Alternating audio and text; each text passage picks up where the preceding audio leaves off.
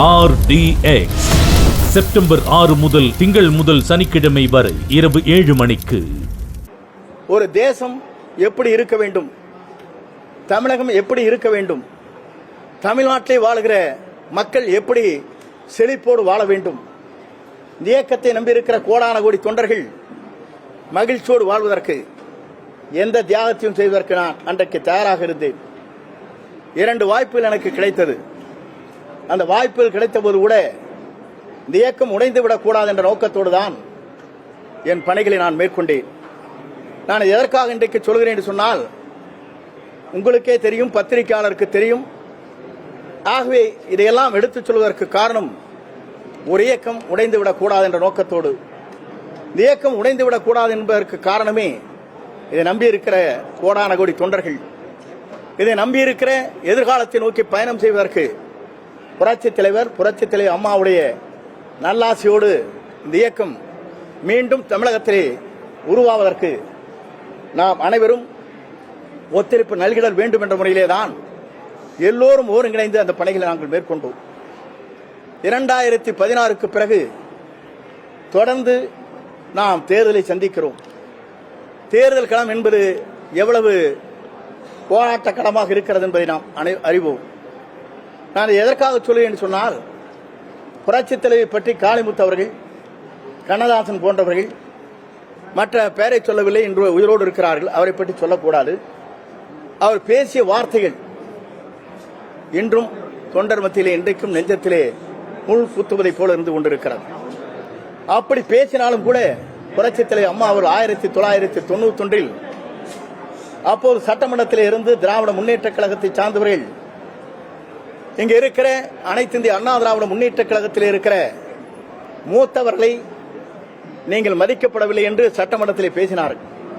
அப்போது புரட்சித் தலைவர் எழுந்து சொன்னார், இங்கே எனக்கு அருகாமையிலே அமர்ந்து கொண்டிருக்கிறவர்கள் எங்கே இருந்தார்கள், எப்படி என்னை விமர்சனம் செய்தார்கள். ஆனால் எல்லோரையும் அரவணைத்து பாசத்தோடு பண்போடு அங்கே இருக்கிற எனக்கு வயது முதிர்ந்தவர்களாக இருந்தாலும் அரசியல் அனுபவமிக்கவர்களை வைத்துக் கொண்டுதான் இந்த இயக்கத்தை நடத்த முடியும், ஆட்சியை நடத்த முடியும் என்ற நோக்கத்தோடு தான் இந்த பணிகளை அம்மா அவர்கள் மனமிட்டு சட்டமன்றத்திலே பேசியது இன்றைக்கு சட்டமன்ற பதிவேட்டில் இருக்கிறது. இதையெல்லாம் ஏன் நினைவூட்டுகிறேன் என்று சொன்னால், 2017 நாங்கள் ஆட்சி கட்டிலே அமர்ந்தோம். அமர்ந்ததற்கு பிறகு 2019 தேர்தல், 21 தேர்தல், அதற்கு பிறகு 24 தேர்தல், உள்ளாட்சி தேர்தல் போன்ற தேர்தலை நாம் சந்திக்கின்ற போது களத்திலே பல்வேறு பிரச்சனைகள் ஏற்பட்டிருக்கிறது. 2024 இன்றைக்கு நாம் நினைக்கிறோமே, பாரதிய ஜனதா கட்சியோடு அன்றைக்கு கூட்டணி வைத்திருந்தால் 30 இடங்களை நாம் வெற்றி பெற்றிருக்க முடியும். இதையெல்லாம் நாம் வருடத்திலே நினைவூட்டினோம். அது சகோதரர் வேலுமணி கூட ஒரு முறை அந்த கருத்துக்களை வெளிப்படுத்தினார். அதற்கு பிறகு நாங்கள் எல்லாம் தேர்தல் முடிந்ததற்கு பிறகு நம்முடைய கழக பொதுச் செயலாளரை சந்தித்தோம். சந்தித்ததற்கு காரணமே, கழகம் தொய்வோடு இருக்கிறது, தேர்தல் களத்திலே நாம் எவ்வளவு யூகத்தை வகுத்தாலும் வெற்றி வாகை சூட முடியவில்லை, கழகத்தை ஒன்றிணைக்கப்பட வேண்டும், வெளியே சென்றவர்களை இணைக்கப்பட வேண்டும், அதே நேரத்தில் மக்கள் என்ன நினைக்கிறார்களோ அதை நாம் நிறைவேற்ற வேண்டும் என்ற முறையிலே அன்றைக்கு அண்ணன் நத்தம் விஸ்வநாதன், சகோதரர் SP வேலுமணி, சகோதரர் தங்கமணி, சகோதரர் அன்பழகன், சகோதரர் CV சண்முகம், நாங்கள் 6 பேரும் அவரை சந்தித்தோம். இந்த கருத்து பரிமாற்றங்களை நடைபெற்றது. கருத்து பரிமாற்றங்களை அவர் கேட்டதற்கு பிறகு அவரை பொறுத்தவரையிலும் அந்த கருத்தை ஏற்றுக்கொள்கிற மனநிலையே அவர் இல்லை. நான் எதற்காக நான் சொல்கிறேன் தான்,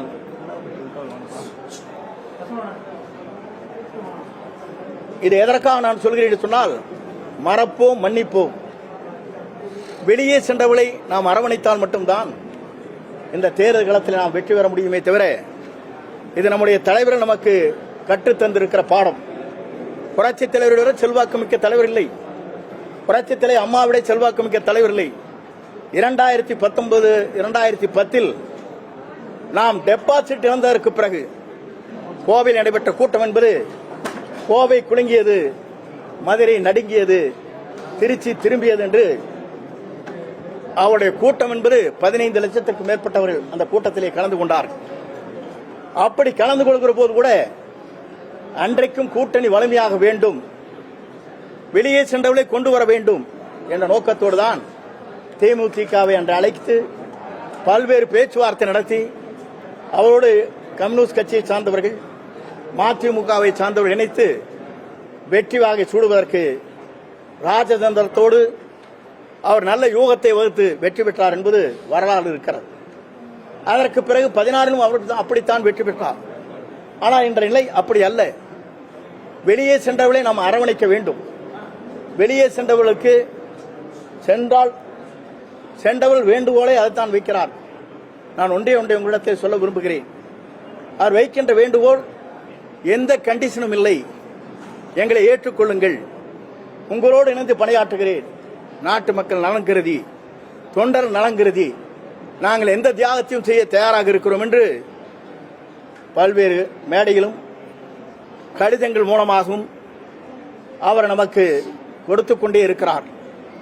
அப்படி கொடுத்துக் கொண்டிருக்கிற போது எல்லோரும் என்ன செய்வது என்று நாம் தவித்துக் கொண்டிருக்கிறோம்.